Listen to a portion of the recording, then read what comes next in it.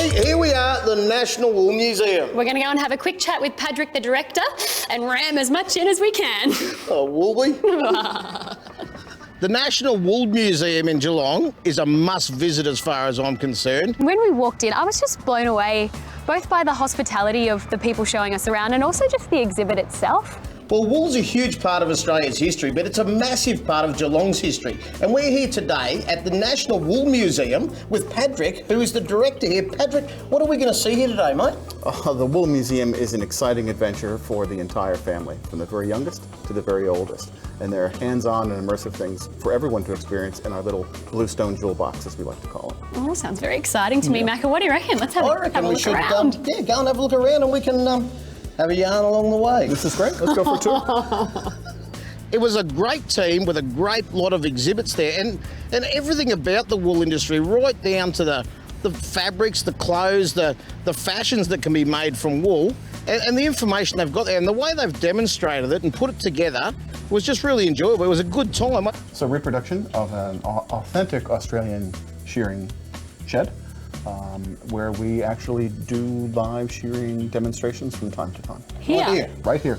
But yes. You let a real live shearer in here. I would have thought I was the most undesirable bloke you'd let into a fine establishment like this. Well, we have a pair of hand shears if you want to give them a try. No, mate, I'm always big on grooming myself. And, okay, well, that's great. Yeah. Really? Look, a couple of days off, 5 o'clock shadow. Oh, I think I'm going to step back from this right now. Alrighty, you're up. Oh. I didn't know you were bald. Already been done. I did it 5 minutes Been here before. Call me Sean. Yeah, like I said, really interactive and it actually really took me by surprise. I had such a great day. Well, yes, we are fully interactive and immersive, so. We're like sisters.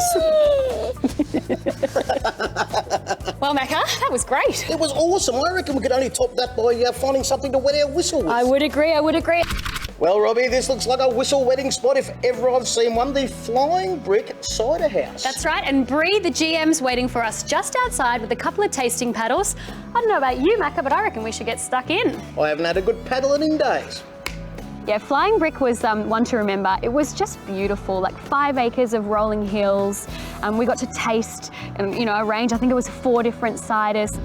So they brought out a sampling paddle for us to have a go at and Robbie was pretty keen on it. I'm like, oh no, we've got work to do. We better not, maybe we should just have a water. And she's like, no, Macca, come on, let's try the cider.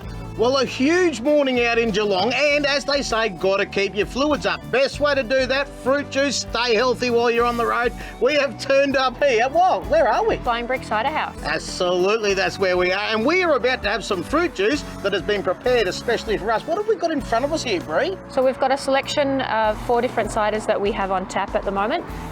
So we've got currently 2 types of apple cider and 2 types of different pear cider for you to try. So we'll be having a couple of different fruits to make sure our health levels come through the roof here this afternoon? Yeah, they're all 100% naturally crafted, so it's essentially healthy alcohol if that's such a thing. Oh, you won me. And you will have won my doctor too, I'd say. Now, Bree, as well as the ciders here, you do have a fully functioning kitchen.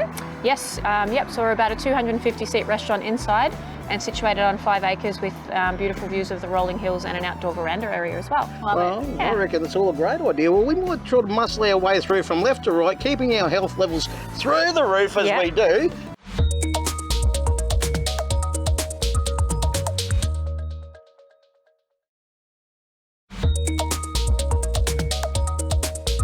One of the amazing things that we've discovered on our trip around the Geelong region is the incredible array of local produce. And we couldn't come within cooey of Port Arlington without sampling the local mussels. And it's our lucky day today because we've been invited out on one of the local working boats to go and harvest some mussels before finding somewhere to go and enjoy some. Sounds good to me.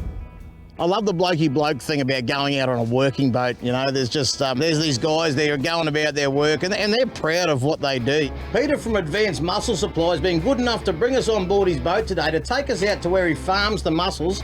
Peter, what are we going to do today? Well, I'll just take you out to our grassy point zone out here and pull some mussels up on board and run them through the cleaning machine. And how long have you been in the mussel business? 33 years. I thought you'd have been bigger. So do you use protein powders or steroids when you're building muscles? No, well, you want to know our secret? It's called algae. Algae, Yeah, there you go. that's the big thing now. That's the new thing, algae. So for all you boys at home that want to impress the girls, drop the protein powder, drop the roids, get into the algae. Let's go and get in amongst these muscles. But I think the thing they're most proud of is what they bring home for people to eat. You know, they loved what they do. That was amazing. I don't know what I was expecting, but we've come out here and they've thrown a hook over, grabbed this rope that's floating there, pulled it up, and bang, there they are, the mussels. I was really keen to try one of the mussels raw on the boat. And it's absolutely incredible. It's amazing. I can't wait to eat them, Macca. But Macca wimped out on me, so we didn't get that opportunity. Well, I think we should wait till we've cooked them. Don't get too carried away. Good call. I think they're going to be nicer with a little bit of garlic. You reckon? Yeah, I'd say so. But the market that they were really excited about was the one we're about to go and have lunch at, the back at their cafe. Well, Macca, we've been behind the scenes, we've seen how they're caught. Now I think it's time to head inside to the cafe and taste the finished product.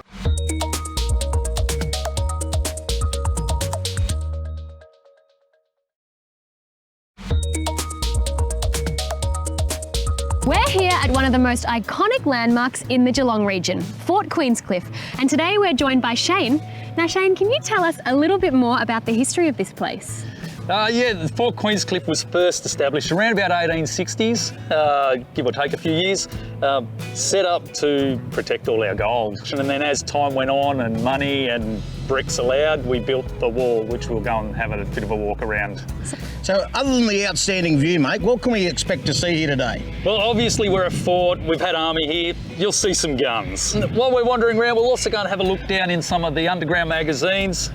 For the kids and the kids at heart, we do have the opportunity to do some dress-ups while we're there. Sounds good to me. Well, I don't know about you, but I reckon we should just hop to it. Let's do it.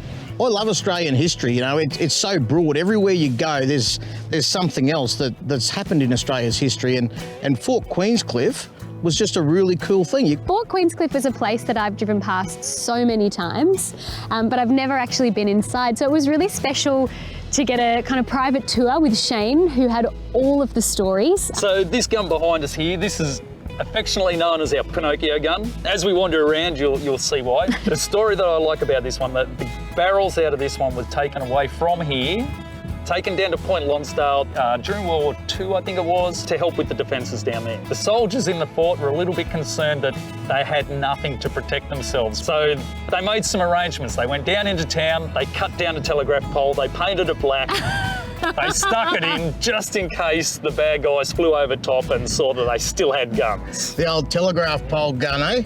Always the fallback. Yeah, it was great to get a behind the scenes tour of such an iconic facility, I guess, in this Geelong region.